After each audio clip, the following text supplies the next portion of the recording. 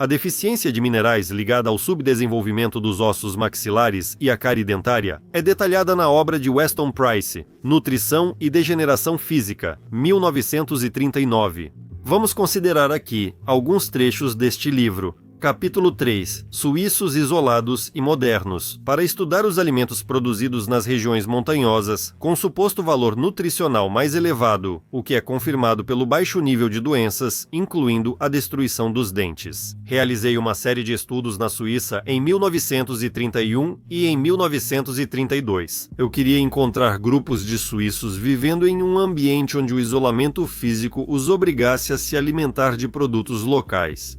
Os representantes do governo suíço, a quem pedimos ajuda, nos alertaram que encontrar esses grupos não seria fácil. No entanto, graças à conclusão da construção do túnel de Lötschberg, com 11 milhas de extensão, e à construção da ferrovia através do vale de Lötschental, a cerca de 1 milha acima do nível do mar, tornou-se possível estudar um grupo de aproximadamente 2.000 pessoas. O estudo foi realizado pouco antes de 1931. Praticamente tudo de que as pessoas do vale precisavam, com exceção de algumas coisas como o sal marinho, era produzido no próprio vale há séculos.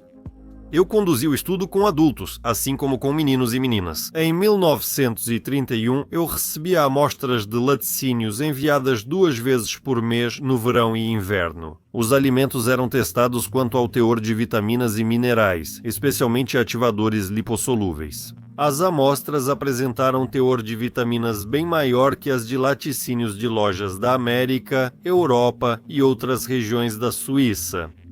A alimentação das pessoas do Vale de Lichtental, especialmente dos meninos e meninas em fase de crescimento, consiste principalmente em um pedaço de pão de centeio integral e uma fatia de queijo de verão com a mesma espessura do pão, acompanhados de leite fresco de cabra ou de vaca. Vale notar que, antes da Segunda Guerra Mundial, o pão era assado sem fermento termofílico. Aquilo era um veneno. O trigo não era modificado geneticamente, não tinha glúten nem substâncias narcóticas. Era algo parecido com o trigo espelta ou cevada de hoje em dia. Vamos lembrar dessa proporção. A espessura do queijo deve ser pelo menos igual à do pão preto. Além disso, é preciso beber leite junto. Só assim o ácido fítico do pão é saturado com minerais, e os minerais restantes vão para a criança. Entre todas as crianças que seguiam a dieta tradicional de pão de centeio e laticínios, o índice de cárie por pessoa era de 0,3. Em média, era necessário examinar 3 pessoas para encontrar um dente com defeito. A idade das crianças examinadas variava de 7 a 16 anos. Desenvolvimento normal do rosto e dos arcos dentários com alimentação natural dos pais e de seus filhos. Preste atenção às narinas bem desenvolvidas. Tivemos a oportunidade de estudar grupos de crianças comuns. Foram realizados estudos dos dentes, mostrando que 1/4 de todos os dentes em meninos e meninas em crescimento já está afetado pela cárie. Só 4% das crianças evitaram danos aos dentes. Alguns dentes permanentes dessas crianças estão destruídos até a gengiva, o que certamente oculta muito. Uma diferença em relação às comunidades que vivem isoladas e têm um desenvolvimento facial normal é o posicionamento irregular dos dentes, o estreitamento do arco dentário e outras deformações faciais. Crianças que consomem pão branco e doces à vontade apresentam cáries e ossos maxilares pouco desenvolvidos. Muitos que vivem em áreas modernas têm cicatrizes no rosto, indicando a ruptura de abscessos de dentes infectados para fora. Essas cicatrizes deixam marcas no rosto para o resto da vida. Capítulo 4. Celtas tradicionais e modernos. Há muito circulam histórias sobre a ótima saúde dos habitantes das ilhas Hébridas exteriores. Eles são um bom exemplo para estudar as causas da cárie dentária e da degeneração física moderna. As ilhas ficam na costa noroeste da Escócia e se estendem quase até a parte sul da Groenlândia. A aparência da casa tradicional deles, com o telhado coberto de junco, pode ser vista nesta fotografia. Na fotografia, você vê o magnífico desenvolvimento físico dos habitantes locais, pescadores celtas. Destacam-se pelos dentes perfeitos, rosto oval e mordida correta. A alimentação dos habitantes da ilha é baseada em peixe, aveia e um pouco de cevada. A aveia cresce bem nas ilhas e é consumida em mingau e bolinhos, presentes em quase todas as refeições de muitas famílias. A pesca nas Ilhas Hébridas exteriores é especialmente boa. Frutos do mar, incluindo lagostas, caranguejos, ostras e lulas, são encontrados em abundância. A cabeça de bacalhau assada, recheada com fígado picado, bacalhau e aveia, tem papel importante na alimentação dos habitantes das ilhas. Ficamos sabendo que em uma dessas ilhas, meninos e meninas em crescimento têm uma imunidade extremamente alta à cárie dentária. O isolamento deles é tão grande que uma jovem de 20 anos que veio da ilha de Tarnazei para a ilha de Harris nunca tinha visto leite. Na ilha não há animais leiteiros, sua alimentação é baseada em produtos de aveia e peixe, além de uma pequena quantidade de alimentos vegetais. Lagostas e linguado são essenciais na alimentação deles. Eles quase não conhecem frutas, mas ainda assim têm porte físico impressionante. Prestamos atenção à dieta alimentar. Apesar da presença de cereais, a dieta deles inclui uma grande quantidade de peixe, que contém minerais suficientes para claramente compensar a capacidade desmineralizante dos cereais. Observações na fronteira da civilização foram parte essencial da pesquisa nessas ilhas. Uma amostra preliminar dos habitantes da cidade portuária de Stornoway pode ser vista no cais. Das 100 pessoas entre 20 e 40 anos, 25 já tinham dentes postiços. Um número maior pareceria ainda melhor se usassem dentes postiços. A cárie é muito comum na parte moderna de Stornoway. Na cidade você pode comprar bolinhos e pão branco, igual ao de qualquer lugar do mundo. Muitos outros produtos feitos de farinha branca, além de geleia enlatada, vegetais enlatados, sucos de frutas com açúcar, doces, confeitos de todos os tipos, estão expostos nas vitrines e balcões. Essa comida é especialmente atraente por dois motivos: pela grande variedade e pelo alto teor de açúcar em comparação com a mesa tradicional. Os irmãos Ostrov Harris, o mais novo, à esquerda, come comida moderna e tem cárie dentária extensa. O irmão à direita come comida tradicional e tem dentes excelentes. Observe o rosto estreito e a mordida do mais novo. À esquerda, garota com cárie extensa típica de celta moderno. À direita, dentes perfeitos de um celta tradicional. Capítulo 5. Esquimós tradicionais e modernos. Nosso objetivo inicial era localizar, se possível, uma tribo indígena que supostamente vivia no rio Stone. Foram considerados muito tradicionais. Nosso piloto, que conhecia bem essa região, disse que era a primeira vez que ele pousava nessa área. Todos estavam ocupados pescando e preparando salmão. Após secar o peixe, defumavam por horas e guardavam para o inverno. Essas pessoas tinham características físicas bem distintas dos índios da América Central e do Sul. Dos 12 indivíduos que estudamos, 10 se alimentam apenas de comida local, ou principalmente dela. Entre os 288 dentes deles, apenas um dente foi encontrado que já sofreu cárie, ou seja, 0,3%. 2 vieram do rio Cuscucuim, cujo afluente é o rio Stone. Lá, eles receberam uma quantidade significativa de comida de loja, que foi trazida para Cuscucuim de Bezela. 27% dos dentes desses dois estavam afetados por cárie. Representantes típicos dos esquimós locais do Alasca. Observe os rostos largos, as mandíbulas largas e a ausência de cárie dentária. À esquerda, uma mulher com um dente inferior quebrado. Ela tem 26 filhos e não possui cáries. Os habitantes tradicionais do Alasca criam crianças fortes e saudáveis, e as mães não sofrem de cárie dentária. Durante nossa convivência, nunca ouvimos o choro de crianças esquimós, exceto em casos de fome ou medo pela presença de pessoas estranhas. As mulheres sempre têm leite suficiente, e a amamentação segue normalmente até 1 ano de idade. As mães absolutamente não tinham cárie dentária, e me disseram que as crianças esquimós não têm dificuldades durante o nascimento dos dentes. Ou seja, a dor durante o nascimento dos dentes ocorre por falta de minerais e nutrientes necessários. Tínhamos grande interesse na alimentação desses esquimós tradicionais. Suas casas geralmente ficam à beira ou próximas de corpos d'água profundos. Destaca-se a habilidade deles com os caiaques.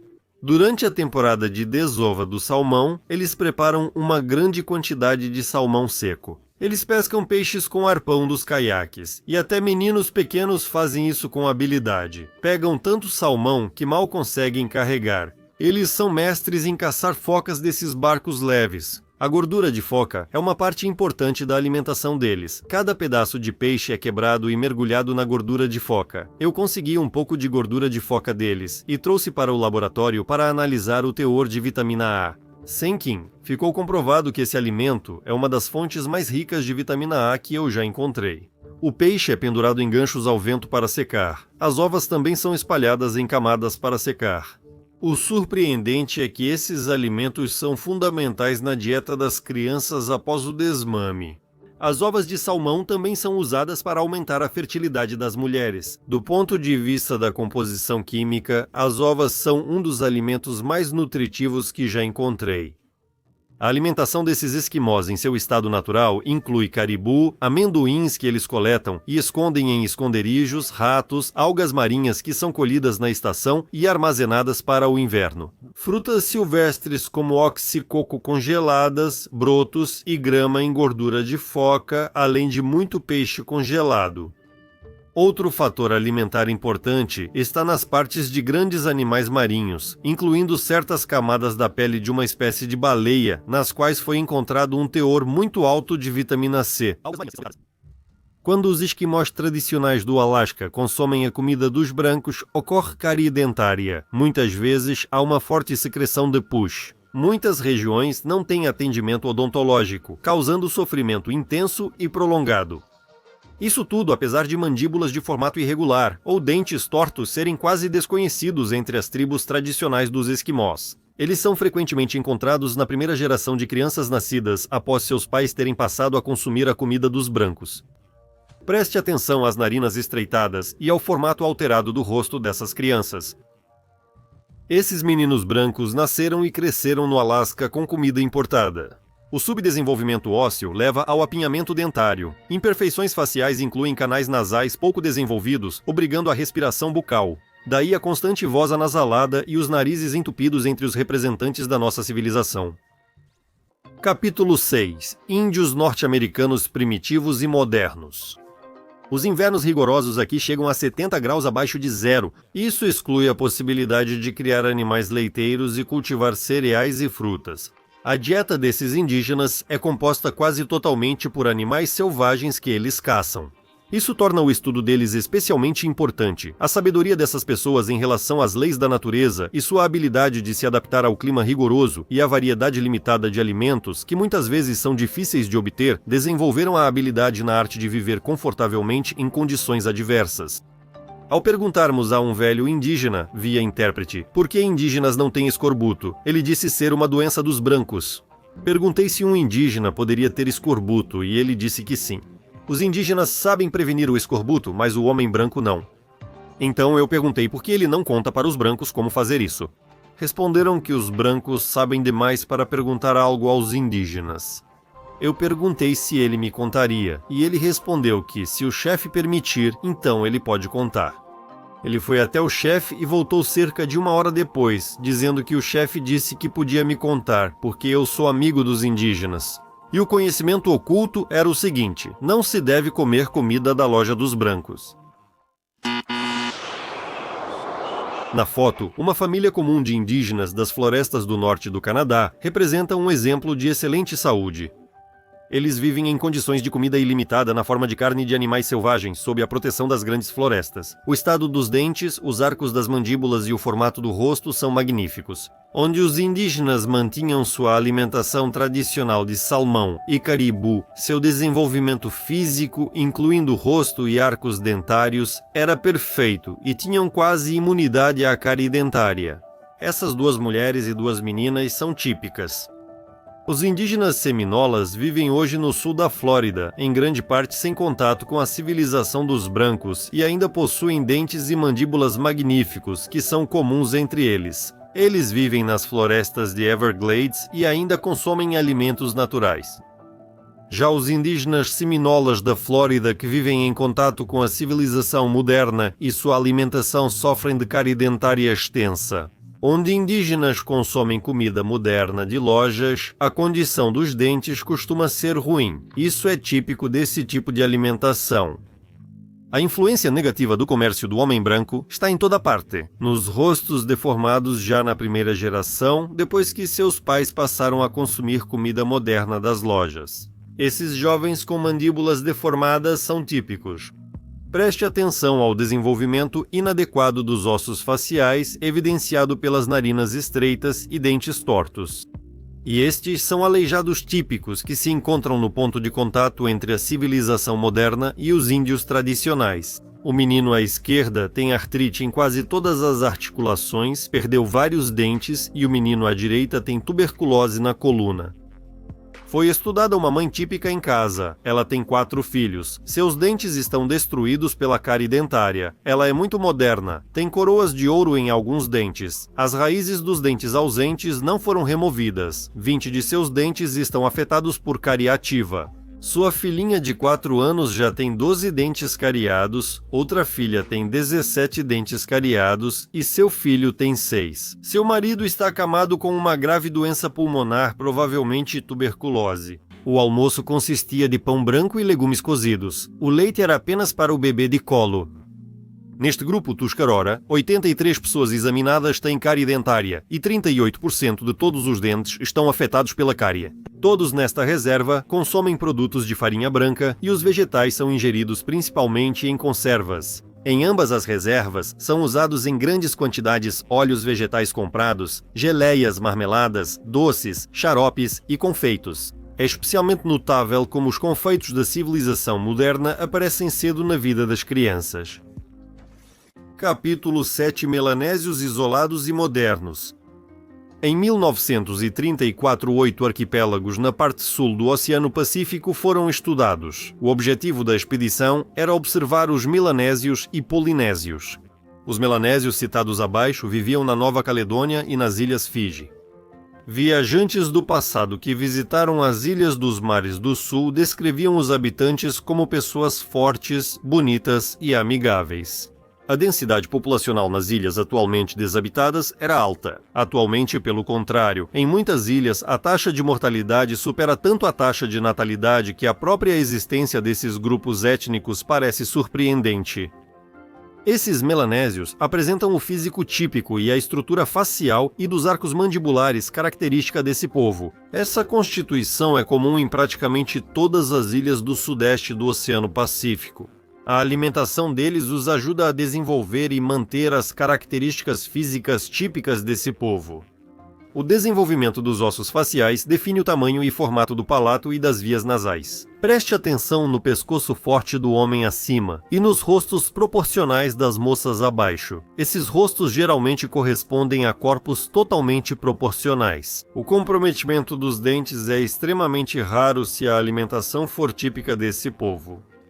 Como Viti-Levu é uma das ilhas do grupo, é uma das maiores ilhas do Oceano Pacífico. Eu esperava encontrar uma região suficientemente afastada do mar onde os habitantes fossem obrigados a comer apenas os frutos de sua terra. Porém, em todo lugar havia pilhas de conchas marinhas trazidas do mar para o interior da ilha.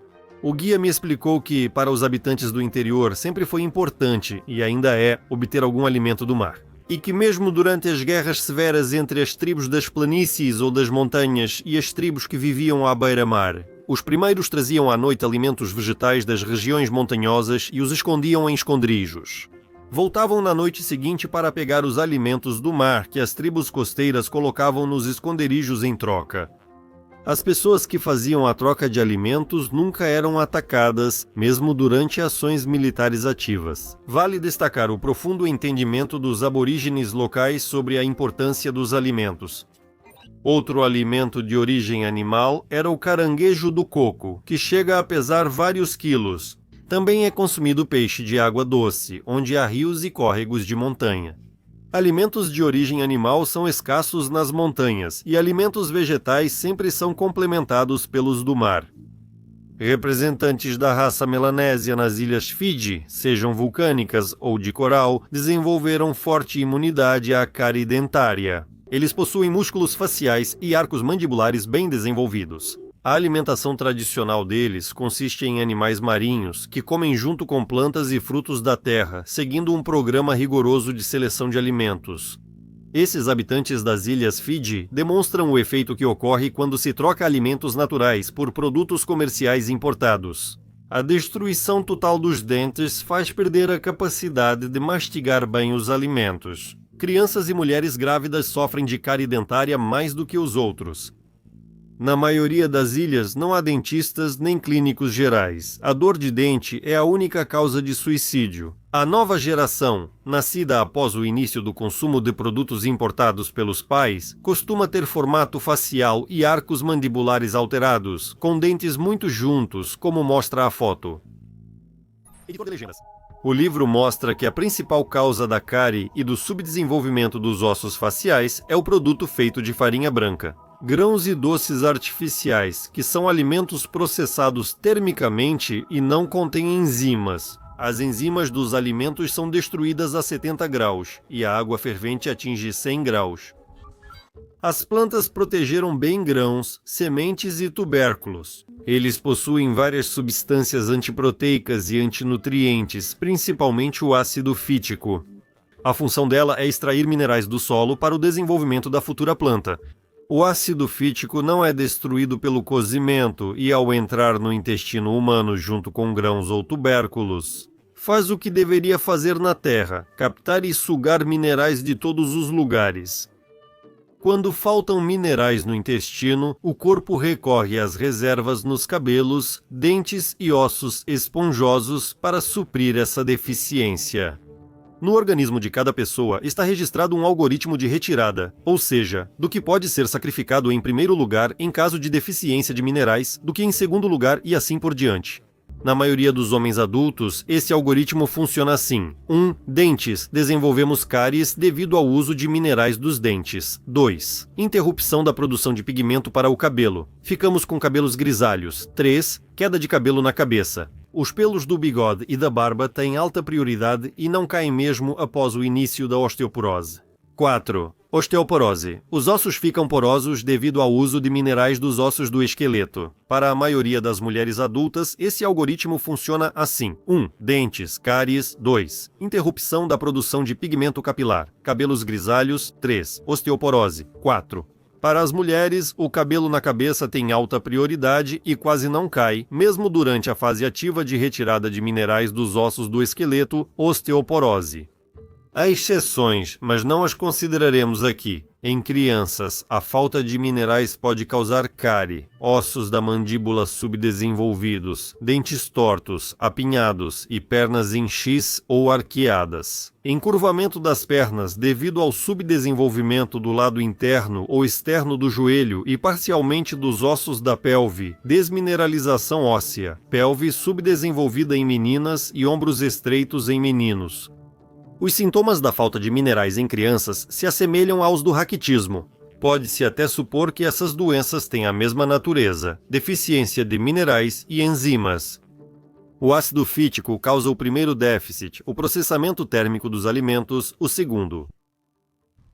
Dados clínicos e experimentais permitem considerar a enxaqueca como uma doença de deficiência de magnésio. Em pacientes que sofrem de enxaqueca, em comparação com pessoas saudáveis, é mais frequentemente detectada uma concentração mais baixa de magnésio no soro e nas células sanguíneas, na saliva e no líquido cefalorraquidiano.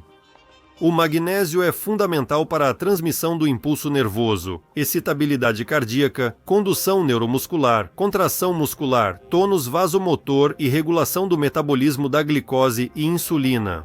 Níveis baixos de magnésio no organismo estão associados ao desenvolvimento de hipertensão arterial, diabetes tipo 2, doença de Alzheimer, assim como enxaqueca. Quais alimentos eliminam magnésio do corpo? Primeiro vêm os cereais, depois batata, beterraba, cenoura e outros tubérculos. Esse é um nome falso, pois eles não são frutos, já que ficam escondidos das pessoas na terra. O único alimento seguro, que não contém substâncias antinutricionais, é a polpa dos frutos maduros. Esse é o alimento que as plantas oferecem voluntariamente ao ser humano, seguindo o princípio: coma a polpa e espalhe minhas sementes.